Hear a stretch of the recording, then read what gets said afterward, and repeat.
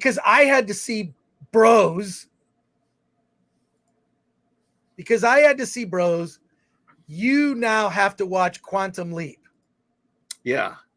Yeah. Actually, I think I got the better end of the deal. This week's episode was actually not that bad.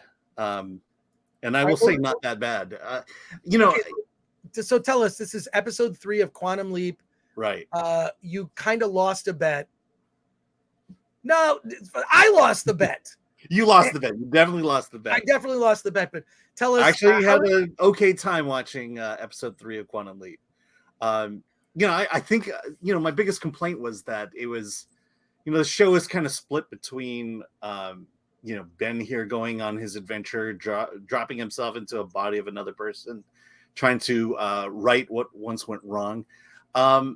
And they split it between that and this kind of, the whole technology. Why is Ben leaping? What was wrong with his code?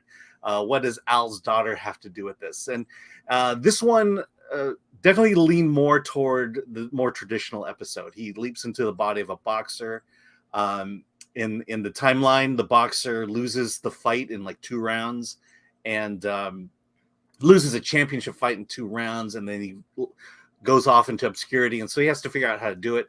Ben's not a boxer, so Addison, who is kind of the warrior of the team, she has to teach him how to box, and this is where it kind of gets interesting. She uses her holographic technology to basically help him shadow box, so he can hit her, so to speak, or do the moves, and and to me, this is kind of like what the original Quantum Leap was about. It was about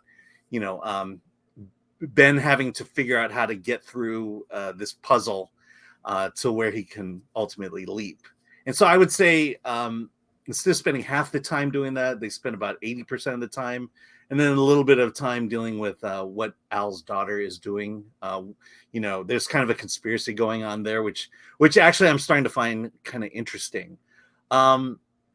So, I think this is probably the episode that feels more like a Quantum Leap episode of old.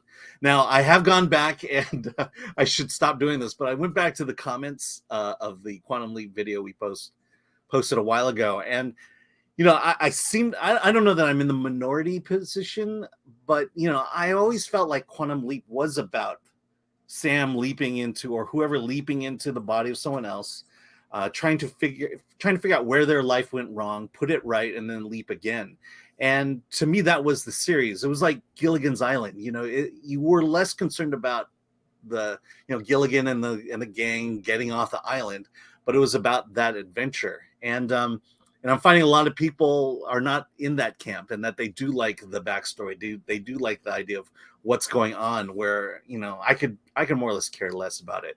And the nice thing about the way they did it in the past was you could watch the show in any order that you want.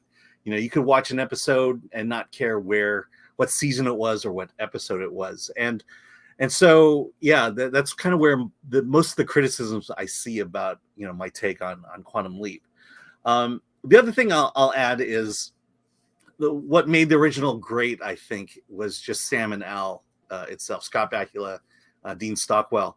Their chemistry. It was about 2 friends trying to help each other out. I'm not saying that you needed to recreate that for the reboot. The Ben Addison thing, them being lovers. I'm willing to give it time. But I just don't get the camaraderie aspect of it that I got with Sam and Al. So hey, this week we got a good one. I'll say that. I feel like next week we're going back to the conspiracy, the technology, the what all this leaping is, and I'm not too hopeful about next week. But again, since I'm stuck, since I'm stuck like Ben, we'll continue on and see how it goes. But this was actually a really good episode.